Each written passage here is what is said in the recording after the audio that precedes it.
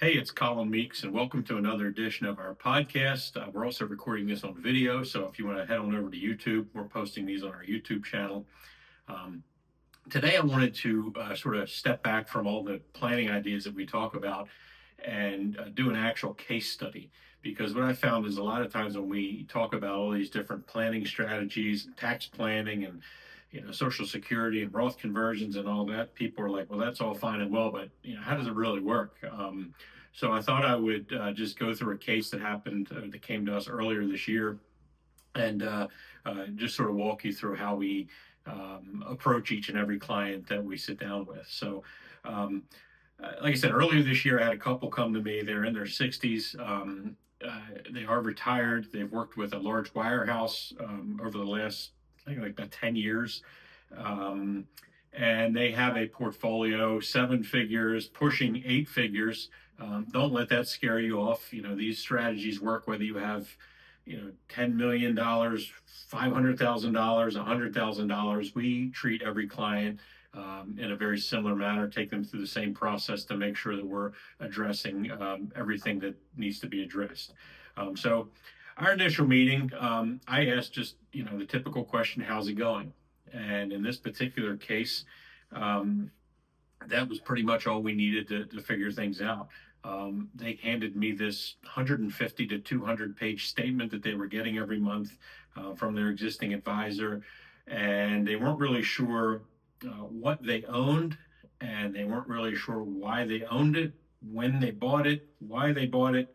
Um, they told me that they were just always seeing things coming into the portfolio and going out, but other than that, um, it was really hard for them to keep track of things with such a huge volume of paperwork coming through the mail every month. They didn't understand their plan, and what I found after doing a little more digging was they didn't really actually have a plan. Um, their plan was just to invest, to have somebody help them invest his money, and not really have any tax strategy, have any income strategy, have any overall investment strategy where they could just sort of sit there and put their finger on it saying, "Oh yeah, we know exactly why we own this particular portfolio." Um, and That was sort of the before picture. I'm leaving a lot of the details out because I took them through our very first meeting, and it takes about an hour and a half of me just asking a lot of questions and getting a lot of answers from them. Uh, but their overall feeling was we just don't feel like we're getting a level of planning and a level of attention that is going to help us take us through the next 25 to 35 years of retirement. Like I said, they were with a big wirehouse. They started out with a one of their top producers there, and over the years, they've sort of gotten handed off to newer associates over the years. And when they were calling the office, they were maybe talking to an assistant. They were lucky they could get the advisor on the office on the phone, but in the words to me were, we don't feel comfortable asking questions because we don't really know what we own and why we own it, and we feel kind of stupid when we ask questions because their thoughts, their advisor's thoughts were, well, we're the experts and you're letting us handle this money, so just let us do it and everything will be fine. And that really wasn't the level of care that these folks wanted. I gathered up the statement and I get a certain amount of other documents, insurance policies, tax returns, and things like that. And that's when I really roll up the sleeves and start to get to work. Um, and what I came back with was, and these folks had very reasonable expectations and very reasonable goals in their plans. They basically had this big chunk of money.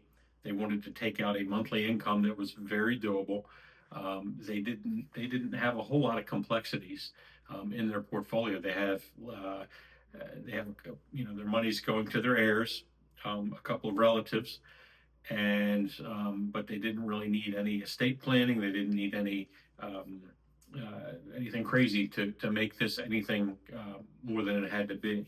So um, I approached that with the way of, after looking at their tax return, I realized, hey, they have some tax planning opportunities. They've got some losses through their businesses over the years that have just sort of carried over and sat there, not being used. So that opens the door for some Roth IRA conversions if they were interested in doing that. It also opens up an opportunity for some other tax planning, and all by just asking for their tax return. And when I do a tax return analysis, it goes through a program that I have, and it prints out a nice 3 to 4 page report that sort of summarizes a bunch of different things. And then the last page of it is, hey, you have these 5 or 6 opportunities that you should address with your advisor. So that's what we're going to do. And again, like I said, we just started the planning process this year. It could be a 2 to 3 year process before we get the whole plan in place. So we're not in any rush to do any of these things. The big thing was the investments. Let's simplify this, and let's have it set up so that the income can come out. So I approached them with just a way of, I said, hey, let's look at this 150 to 200 page statement. You've got 200 plus holdings. You've got stocks, you've got bonds, exchange traded funds, mutual funds. You have alternative investments. You've got real estate. You have structured products. You've got annuities. They basically had every financial product under the sun that you could own, that has sort of been stacked along the way over the last so many years of working with this advisor, and just didn't make a whole lot of sense. So we sort of said, all right, let's take this down to ground zero and build you something that you understand and is not complicated and can help us work towards the goals that you've set out of that monthly income. So we use buckets of money. I said, hey, all right, let's take this money and split it up into a bucket of money that you're going to need over the next 1 to 5 years and the next 5 to 10 years. And then the last bucket is what you will need over 10 plus years, and you may never need the rest of that. You may never get to the bottom of bucket number 3, but let's set it up that way.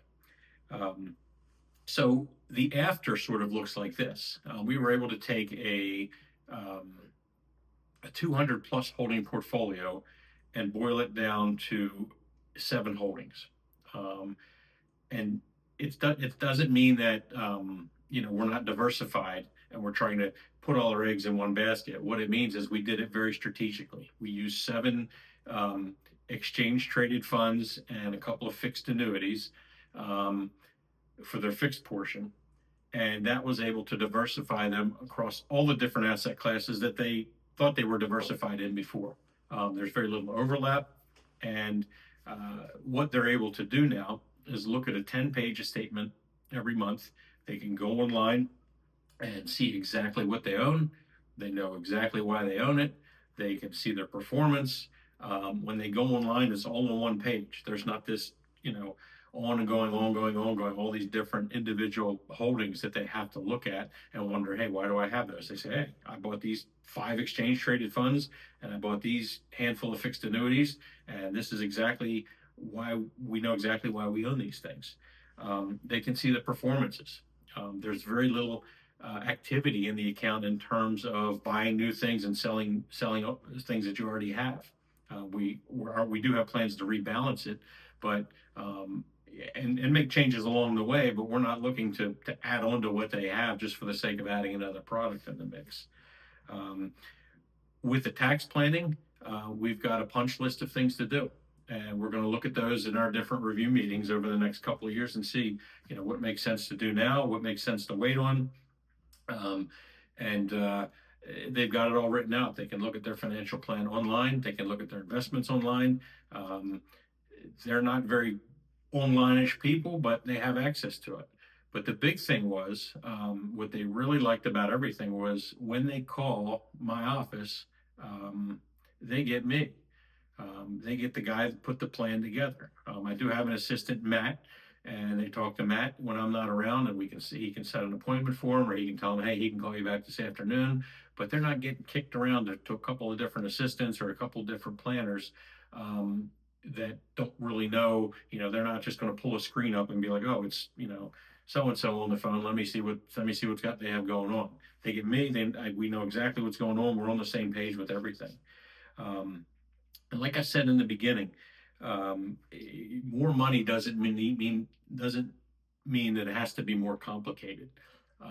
Whether you have, like I said, $10 million, 5 million, 500,000, 50,000, we walk everybody through the same exact process. We ask everybody the same exact questions. Uh, the answers are never the same, but we ask the right questions through the process, and then we're able to put a plan together and then sort of build from there. Um, like I said, we're not trying to overcomplicate things. We don't take any great pleasure in thinking that we know more. Trying to make us sound smart and the client sound like they don't know what they're talking about. We want to have a good relationship, and we want to make sure that you understand everything that you own. So that's our process. And if that sounds like something that you're interested in, go take a look at our website. We lay out the whole process on the website. We lay out all of our costs on the website. There are no surprises. Um, it's not a lifetime commitment. When we work with clients, we always tell them, hey, it's your money and it's here for as long as you let us take care of it and we do a good job for you and we do the plan. But if you find that there's another way, or you like to do things differently, or if you want to take it over yourself at some point, that's okay too. We would love you to stay with us forever, but we know that that's not a realistic expectation with everybody. So if that's the kind of planning relationship you're looking for, like I said, check out the website. You can schedule a phone call with me. I'd love to chat with you for a few minutes and see if it's something that may work for you. And that's it. So thanks for listening to this podcast. And that's a case study that we're pretty proud of. Thanks.